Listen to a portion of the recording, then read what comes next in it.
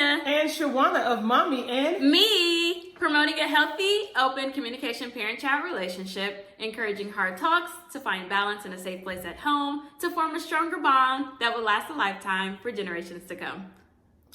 How is everybody and who's ready for Mommy and Me? Let's see where is the bucket? What's in Season the bucket? 2, episode 2. Woo! Okay. All right, got the bucket.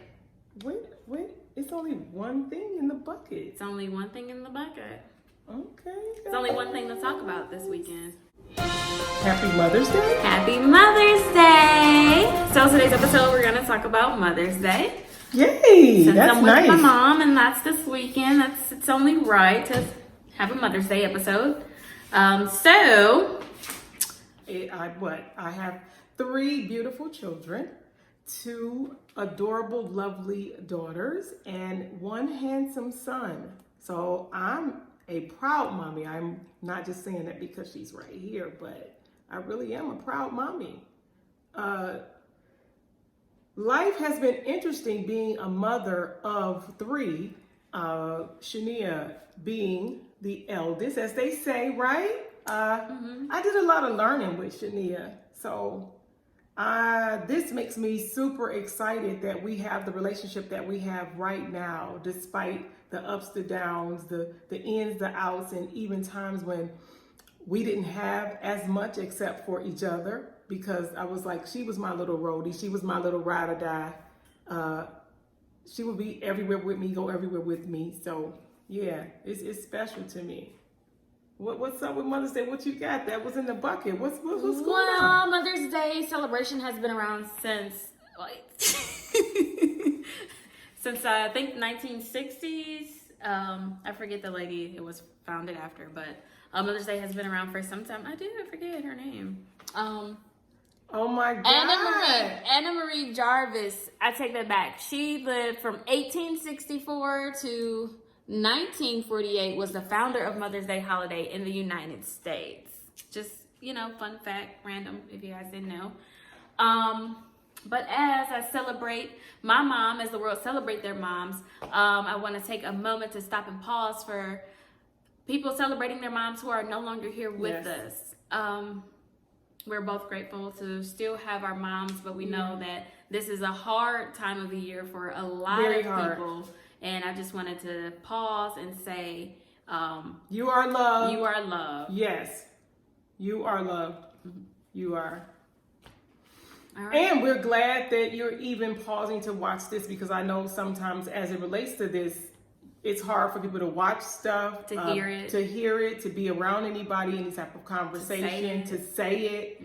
Mm-hmm. So whether it's something recent or even years, nothing can replace a mother's love, what they brought to you, what they bring to you. But I believe that now you have a special angel that is watching over you and who looks out for you. And when you get that occasional smile or you remember and laugh, they're still there. They're still with you. Yes.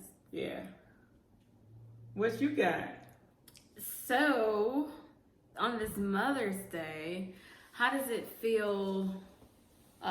Tell me over the years, like your first Mother's Day with just me, and then how you went to your second child and third child, and how has the mommy experience been for you? Man, if it's nothing that I remember like if you probably done it yourself, the doggone cards, the Mother's Day cards, they get bigger and bigger and bigger and bigger and bigger. And then they get small, right? And then they get small because by then they're old enough to actually put some money in it. But when you're young, I do remember that. I remember the huge big cards. The cards that where you draw the family and who did that? Flowers. Who's on here that's guilty and know that you've done that or you sent one, you saw it. The humongous, so that is a memory that I have of being a single mom and it just being you guys. So that means whether it was my mom or one of my siblings buying a Mother's Day card, and of course it's this ridiculous size Mother's Day card. Now it's 2020 and kids are probably going to be sending e-cards and being creative and sending some type of video with their siblings and sending those instead. So yeah, the cards and millennials, things that you would make even in Head Start, like the hands, the clay hands and just the things that the school would allow you guys, the artwork that you would do. So having those and holding on to those, shoot, I held on to Shania stuff for a long time. She's a hoarder. Just being there though and smiling, because I know Shania actually all of my kids slept with me for a long time. So I would often find myself just like staring at you. And then for Mother's Day, it was just you and me. So just being grateful to be a mother, because you brought love and laughter. Because if you guys already don't know, Shania is very outgoing, and it's been that way since she was a little one. Shania actually, just another fun fact about Shania, she actually did not crawl. She went straight to walking. She took her first steps in Mississippi at my grandmother's house, at her great grandmother's house.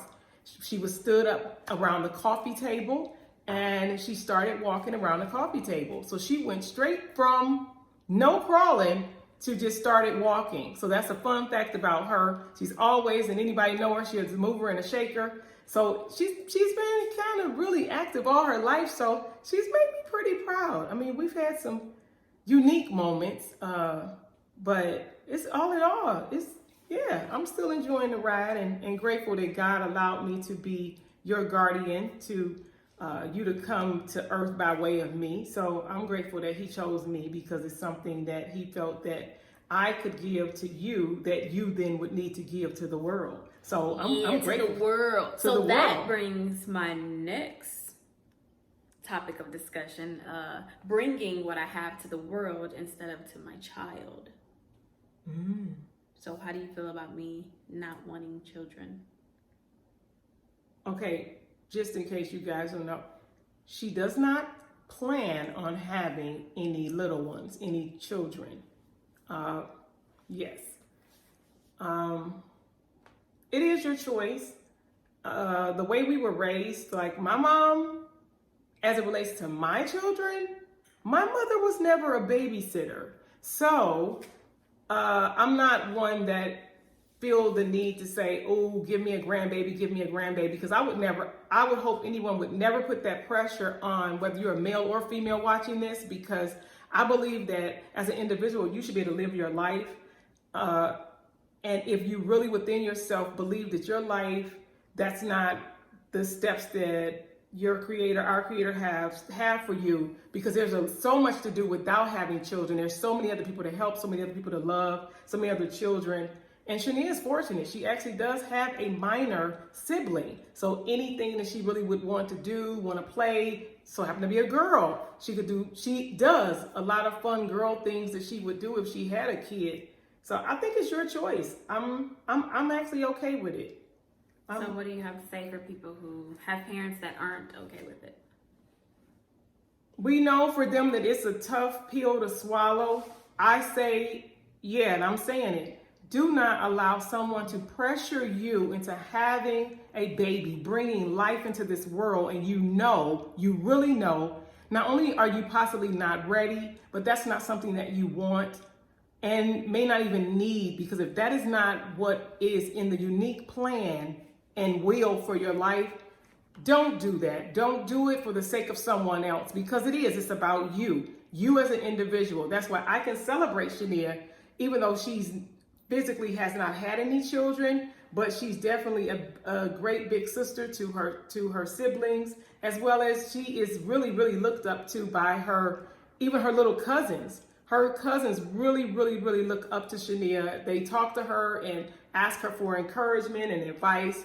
So I'm glad that she's grounded enough for people to still seek her for wise counsel. And that's a big thing. So I'm excited. Don't do it. Do not do it. I'm telling you, back to that. If that's not what you want, it's about you, because you're the one that's going to have to take care of that little one, that precious one, for the rest of their life. Yeah, they grow up and they do things, but what? Even when they leave your lap, they're still always on your heart. Yeah. Some people are meant for it. I have a couple friends that are awesome moms. When did you realize that you didn't want any? When did it really set with you to make that decision? Like, I really don't. It was never there. Like, it was never like, oh, I'm playing with baby dolls. Here's the husband and the child and the, oh, let me get the baby that I have to feed and do the diapers. Did I ever have one of those baby dolls? Yeah, I wasn't big on baby dolls. But did I ever ask for one? Did I ever try to be like, oh, No. I need a baby. I want to change diapers. I want to feed. No, you were a good caregiver to your brother because you knew he was your sibling. You were that protector sister. You would want to hold him, but it wasn't a sense of he's being your baby. It was like the big sister protective role. Mm. So nothing happened where you was like, I really don't want any kids. No, not until everybody was talking about it. And then I was like, oh yeah, I want them. And they're like, oh, you sure? I'm like, yeah. Oh, you gonna change your mind? Nope. If you know that you are meant to travel the world and to see some other things, of course, if you're young and you do plan on having children, see the world first. If you're married, enjoy your spouse first. Because when you do have kids, if you haven't already done that, they do kind of take over a portion of your life. Yeah. At some point, I think the kids travel, even though I'm talking about kids that I don't even want to take with me. But I've seen and heard some pretty cool stories about families being able to travel together. So, no, you went everywhere. I mean, she was fortunate. I have my mom's oldest and her youngest grandchild. So everywhere I went, being the first one to even have a child, Shania was everywhere. She went everywhere. Everybody actually loved her. She was really a pretty good, spunky kid. Outgoing, big spirit, big personality, can be animated. Those who know. Mm-hmm. Those who know. What else? Oh, what about, did you ever experience during pregnancy, after pregnancy, or have any friends who you personally know that experienced postpartum depression? May have not been diagnosed or called that back then. Yeah, it wasn't the attention that it should have gotten back then. Mm-hmm. It wasn't getting that. And most people was they called it, one, you just was a new mom, just didn't really know how to handle The stresses of a new mom. the stresses of a new mom. Figure it out. You'll be all right. Yeah, and then if you just really didn't have anybody to talk to, most of the time you might have felt as though you probably would just experience a little bit of depression. And then again, with me being a single mom, so to me, I probably didn't even allow myself to go through that stuff because my whole thing is, and back then, I was honestly even much larger. So to be honest, if I was having a transparent moment here, it was,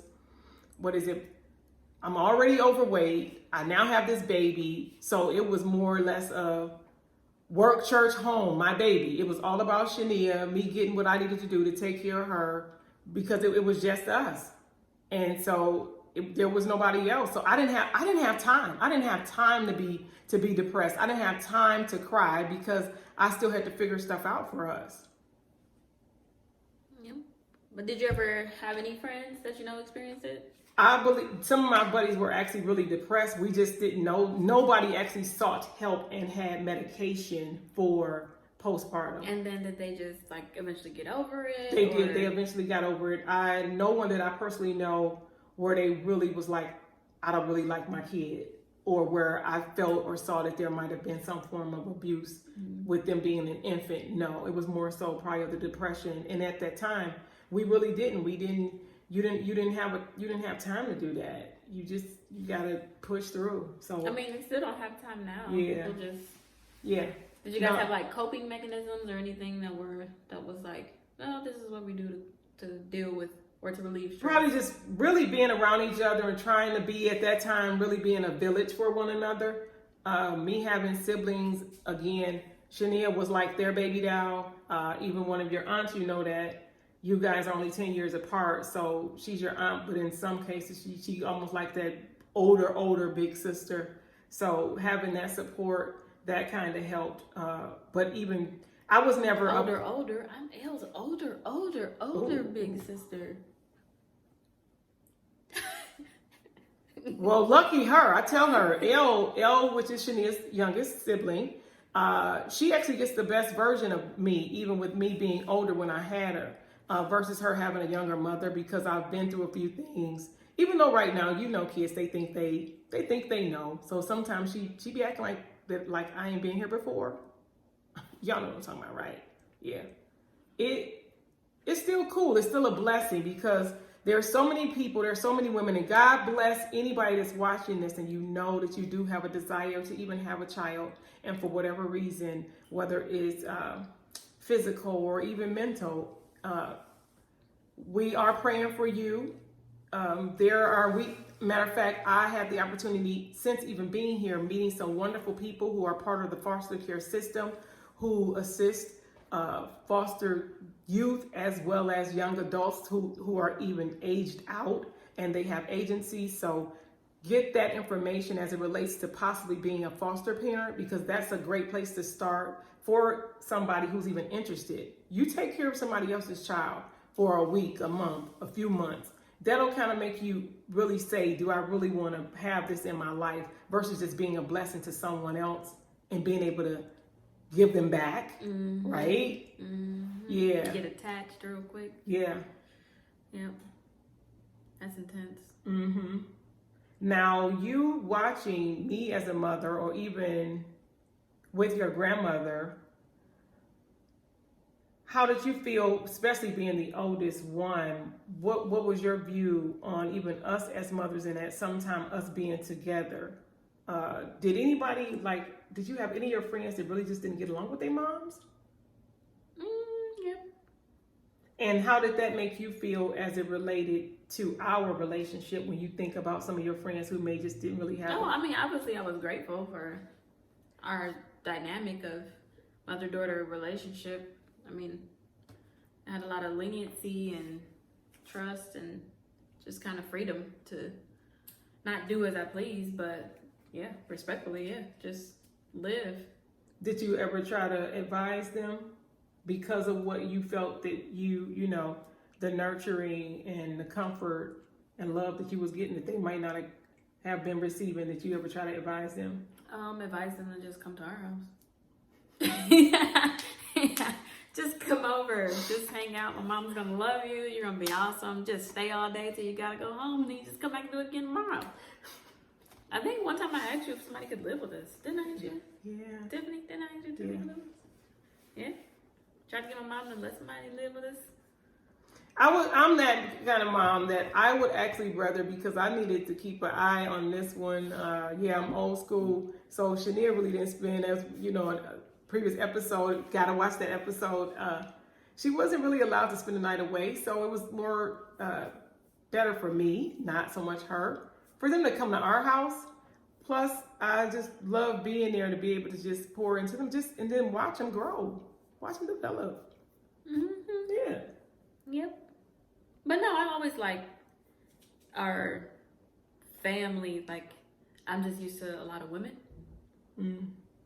Because there's 5 of them, my grandmother's daughters, and I don't know, I always enjoyed it, the whole family, and then them and their men, and then their children. I always enjoyed the whole family.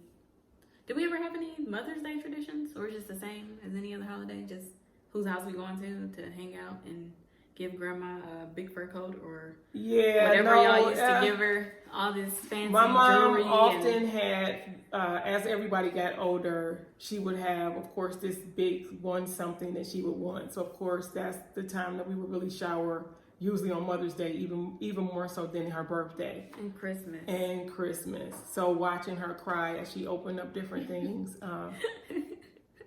What? Because I'm just imagining grandma crying.